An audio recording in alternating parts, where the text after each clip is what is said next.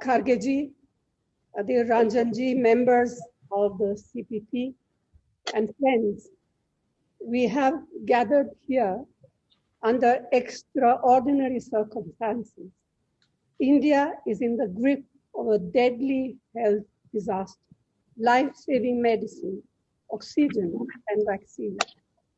It is heartbreaking to see people battling for their lives in hospitals, on the roads, waiting in vehicles, far too many for want of any medical help at all.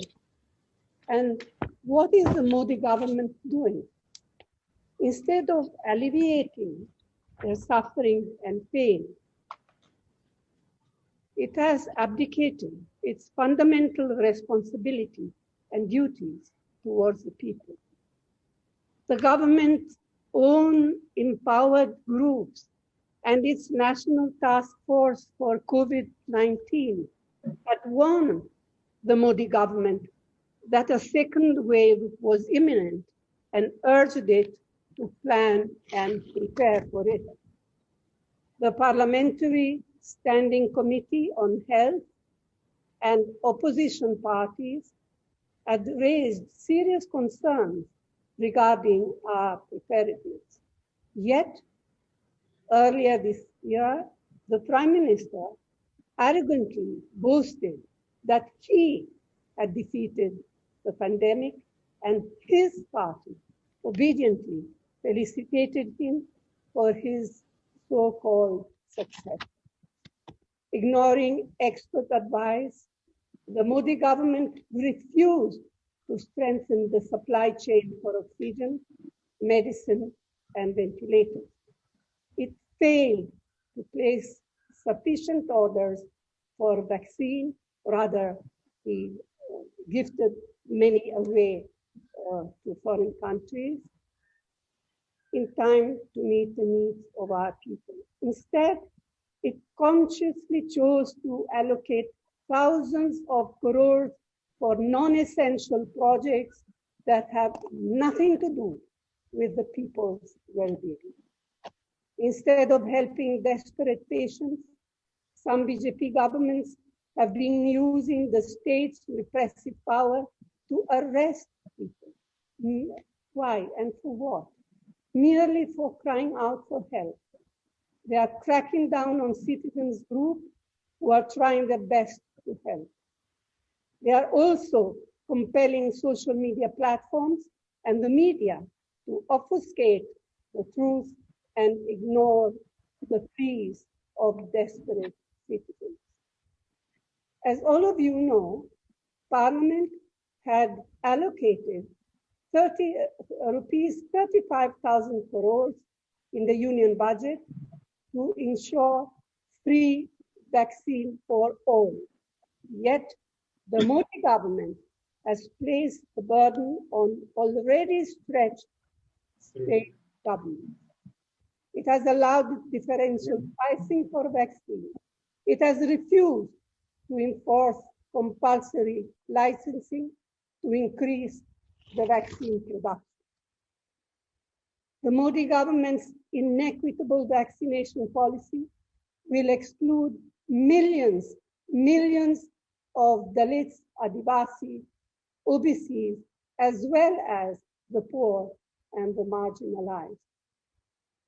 It is utterly shocking to see the Modi government abdicate its moral obligation and its sworn duty towards the people. Let us be absolutely clear. The system hasn't failed. The Modi government has been unable to constructively channelize India's many strengths and resources. And I say this categorically. India is crippled by a political leadership today that has no empathy for the people. The Modi government has failed the people of our country. You are all aware of the very many letters Dr. Manmohan Singh ji, former President, Congress President Rahul ji, and I have written to the Prime Minister in a spirit of constructive cooperation, giving very pointed and practical suggestions for action. I have personally been in touch with our Chief Minister. They too have spoken continuously to either the Prime Minister or ministers or the ministers concerned about the seriousness of the situation in their states. They get some vague reply promises. They get a minimal amount of what they need rather than getting the full amount of what they have asked for. Another issue which is painful is that the government is partial towards governments where they are in government or other governments who, for some reason or other, suit them. Some of our colleagues have been regularly and quite effectively raising legitimate concerns and questions in the media. Unfortunately, these helpful initiatives have fallen on deaf ears. Our party organizations, workers, and leaders are working tirelessly in every capacity to alleviate the chaos, the pain, and the indignity our people are suffering.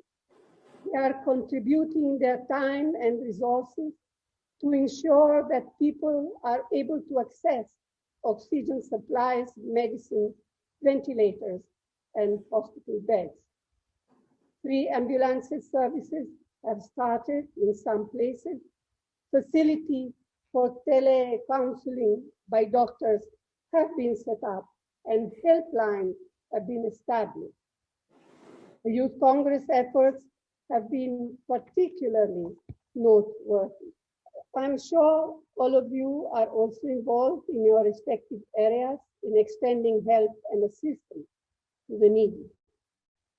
Since the government has failed to deliver these essential services and supplies on adequate scale, it is imperative that we enhance and streamline these efforts. The AICC COVID Control Room is reaching out with a detailed blueprint. Similar COVID relief control rooms have been set up at the state level, at perhaps not all states, but quite a number of them.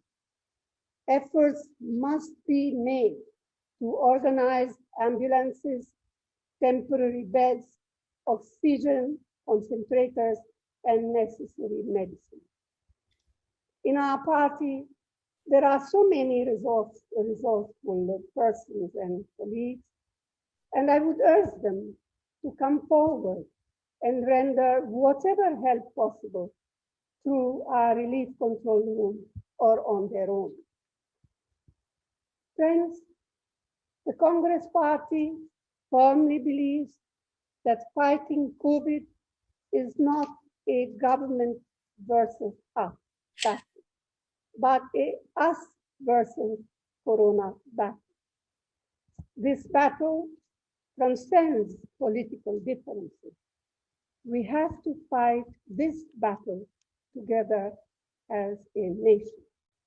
In that spirit, as a first step, I believe that the Modi government must urgently call an all-party meeting on the COVID-19 situation.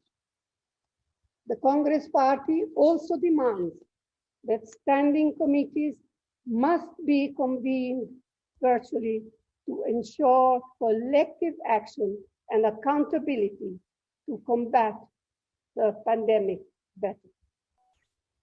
Kharge-ji, I believe you could bring to the notice of the president of the presiding officer the report of standing committee on health presented in October 2020 and demand on the recommendation of the report.